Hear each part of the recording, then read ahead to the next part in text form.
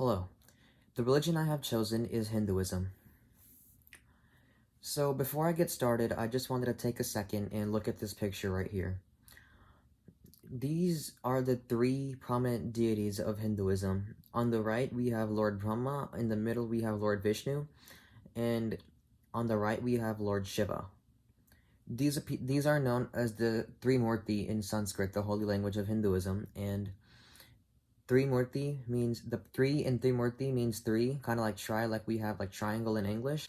And Murti means idols or deities, so three deities, that's what that means. So let's get started.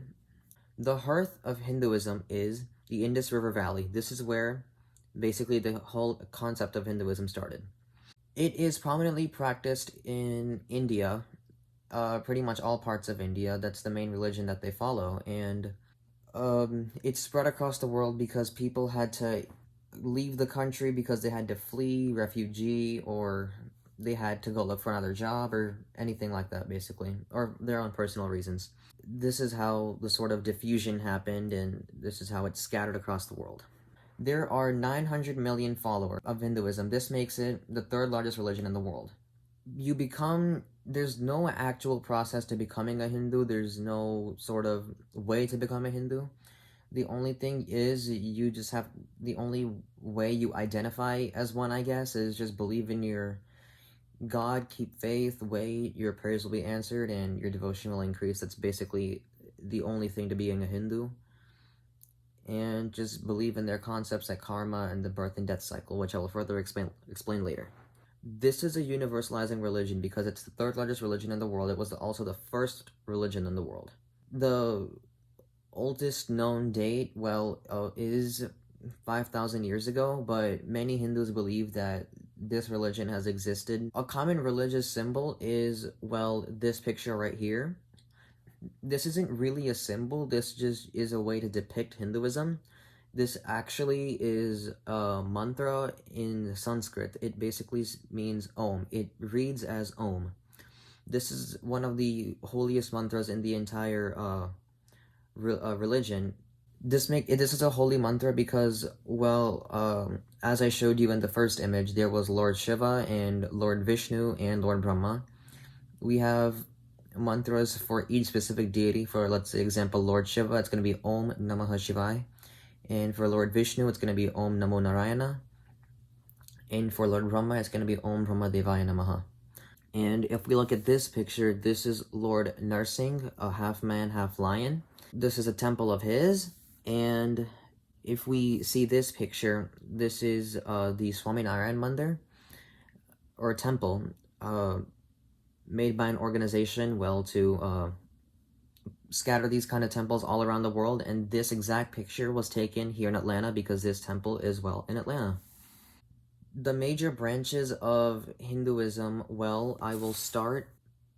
Sikhism is a branch started by Guru Nanak, and he was basically training soldiers, and eventually his preachings became very spiritual that they ended up sort of calling it a religion.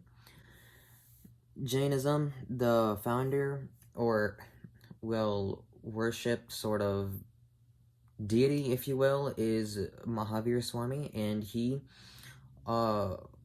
preached many things, and it was actually many Hindu concepts, but it eventually splitting off into a sort of different religion. It's considered a branch because the preachings were Hindu. This is not a COVID meme. This is not a COVID mask. Mahavir Swami's preachings were actually to cover your mouth at all times. So this was not any joke intended for these times. Another branch of Hinduism is Buddhism. Buddhism is founded by Siddhartha Gautam, and eventually, after reaching spiritual enlightenment, he became known as the Buddha. Buddha means, in Sanskrit, buddhi means brain or knowledge. So that's where the bu comes from, and da is one above it, his own intellect. So basically, a very wholesome spiritual person. So, Buddha is known to be an incarnation of Lord Vishnu, but some consider him an incarnation of Lord Dattatreya. Lord Dattatreya is um, Lord Shiva, Lord Vishnu, and Lord Brahma into one incarnation. So that is basically what Buddhism is, and it drifted off into a separate religion because people believed Buddha's preachings were more superior than the other. So obviously, there's a pattern over here. Each person or group thinks their gurus or their teachers' preachings are more superior than their previous teachings of their gurus. So that is why there are different religions or different branches in each religion. But if Sikhism, Buddhism, and Jainism do not consider themselves Hindus anymore because their primary deity is different.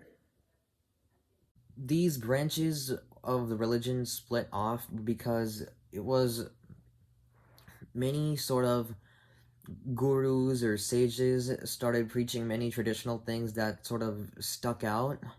Like there was Jesus in Christianity, for example. Many people preached many good things like sages and saints, but he was just very different because of his preachings and his way of following many spiritual things. So this is why people believed in others more, and it's just eventually split off into different branches. I will talk about impact on the cultural landscape next. Temples and shrines. These temples are called mandirs. They directly translate to mandir in Sanskrit and also Hindi for today's world. What happens in these places is a lot of worship. Usually it's done with your family, but if it's just you, it's usually you sitting there either meditating or just looking at the idol of God and just showing some gratitude basically for your life and the good things that have happened and saying sorry for your mistakes. That's basically how that works. Or if it's group worship, usually you're reading holy texts. When Hindus die, they actually burn the body, and usually they would some like to keep the ashes in their house just to have their sort of loved ones of something of their loved ones in their house still. But usually in the old days what used to happen is they used to what do you call put the pot of ashes in the holy river, the holy Ganga river of Hinduism. Pilgrimage. This is a huge one because there's a lot of holy cities like our gods, like Lord Vishnu especially. He took many incarnations and he started going around all of India at that time. This was thousands of years ago from our stories in Hinduism. He started incarnating and into the world, and he started preaching things like, for example, if we look to the right here, Mathura Vrindavan is a common pilgrimage because it is the birthplace of Lord Krishna, incarnation of Lord Vishnu. And below the text, there is a picture of that depicts a temple in Mathura Vrindavan, and below that there is a sort of painting of or drawing of Lord Krishna. If we look to the right, Ayodhya is a major pilgrimage because it is the birthplace of Lord Ram, incarnation of Lord Vishnu once again. And below that text, there is a temple temple in Ayodhya of Lord Ram that is considered one of the more holy temples. And below that is a picture of Lord Ram. The holiest cities in our religion, well, there are Ayodhya, like I just explained, in Vrindavan, Mathura. Also, there's also Kedarnath and Shirdi. There's many. There's a lot as well as Akulkat maybe. Well, recent conflicts involving Hinduism is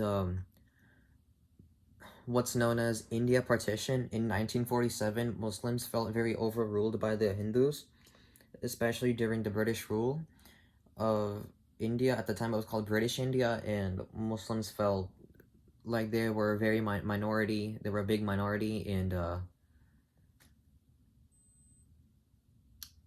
they also felt as if they were sort of ignored.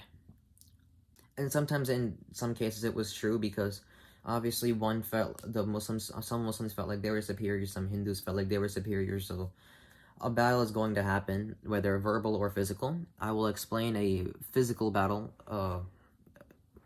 in a little bit. Well, this conflict occurred in 1947 when India sort of split apart into Pakistan and India of today. And the Muslims wanted their own country, and the Hindus wanted to stay in India, but some Hindus didn't like Muslims, so they wish for the Muslims to go to a different country. So that's why Pakistan was made.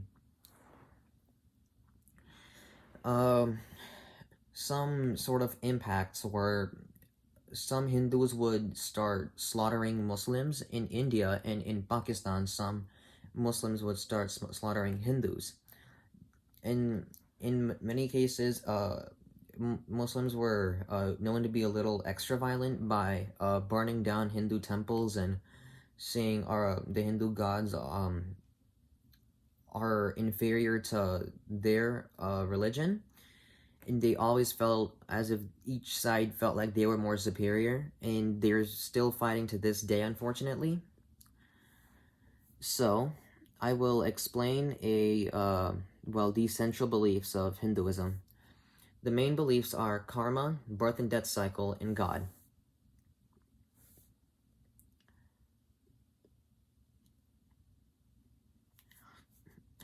Karma is good and bad actions that will have its rewards or consequences in near future or any future life. I'll explain what future life means in the next text box. The birth and death cycle. Taking births until you reach heaven, but if your sins are piling up, you will temporarily be sent to hell and then take birth on earth again. It is up to the person if they want to work towards heaven or go right back to hell. God. God is also a primary belief of Hinduism. Most people think just because it's religion, everyone preaches God, but if you take Shintoism, Taoism, and Buddhism, they don't actually believe in God, they just believe in wholeness of oneself. So God is unique to a few religions. So God is said to be the supreme being above all four states: creation, destruction, protection, and nothingness. So if you remember the picture I showed in the beginning, here I'll show you guys another picture. Uh, if we look on the right, we have Lord Brahma. He is said to be he's said to be the creator. If we look in the middle, we see Lord Vishnu. He said we say he's a protector, and if we see Lord Shiva on the right, we say he is the destroyer of the evil in the world. And Lord Shiva, Lord Vishnu, and Lord Brahma are said to be in a state of nothingness. It doesn't mean that they're not there. It doesn't mean God isn't real. Nothingness means their form has no bounds, even though we see they have arms, legs, a head, nose, eyes. It's because it's easier for us humans, it's easy for the human intellect to see that. But people in Hinduism say the ones who really know God, they say he is everywhere and in all beings, like cats, dogs, chickens, if you will, us even, and yeah, basically anything. My sources for my project were BBC, our normal textbook, Wikipedia, Ancient Education, Ancient Encyclopedia, Ancient History Encyclopedia. Those are my 6 proper sources. Thank you.